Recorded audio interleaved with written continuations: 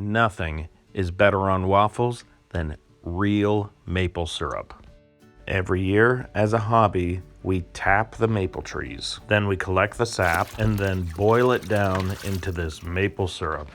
It's so much work, but so good. It's like liquid gold. If you buy it in the store, you don't quite appreciate what it takes to get this stuff. When the winter drags on, this is the perfect family activity. So if you are interested in doing this yourself, I'll go through some of the details. Over the last 5 years, we've figured out a lot of little tips. The process isn't difficult, but it will get you in the great outdoors.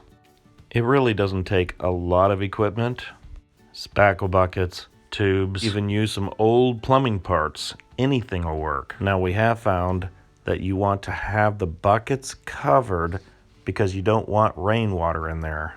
They do sell special tubing and fittings that can go into the trees. This is the modern way to do it, and you drill a much smaller hole than you used to.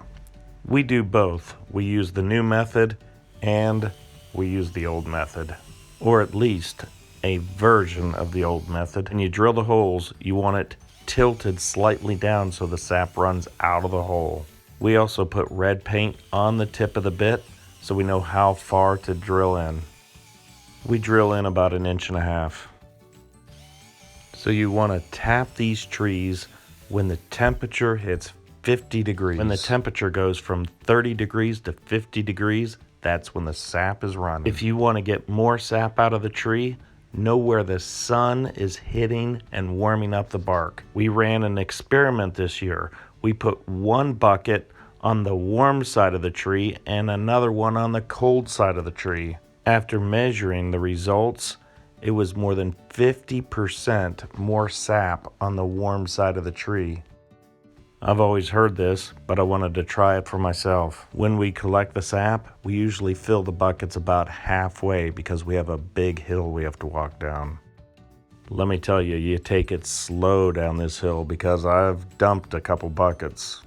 You don't want to dump buckets because it takes 40 gallons of sap to make 1 gallon of syrup. We're currently tapping about 7 trees, so that gives us about 1.5 gallons of maple syrup. What you see in these buckets is about 2 weeks worth, but the volume depends upon the temperature changes. You do want to keep this sap cold because it can go rancid. Some people say you can take the ice and pitch it out because it doesn't have much sugar, and that is true, but it does have some sugar, so we boil it all down. I've seen people take the ice, boil it down, and there absolutely is sugar. So now with a nice hot fire, we can get started. We boil everything down in an old wringer washer stainless steel tub. We welded a plate in the bottom to seal it off. Then we build a structure with brick to hold everything together. In the fall, we use this to make apple butter. In order for us to keep the smoky flavor out, we made this aluminum ring. It's like an extended chimney. You can see the steam coming out the top, and the smoke stays out. The extended chimney just pulls right off, but it did a terrific job of keeping that smoky flavor out. Now, if you don't mind the smoky flavor, you don't need this thing. I personally don't mind the smoky flavor, but I know a lot of people that do. When there's lots of liquid in there, you can keep the temperature as high as you want it, but once it starts to get low, you do not want to burn the syrup, so you want to pull the fire way down.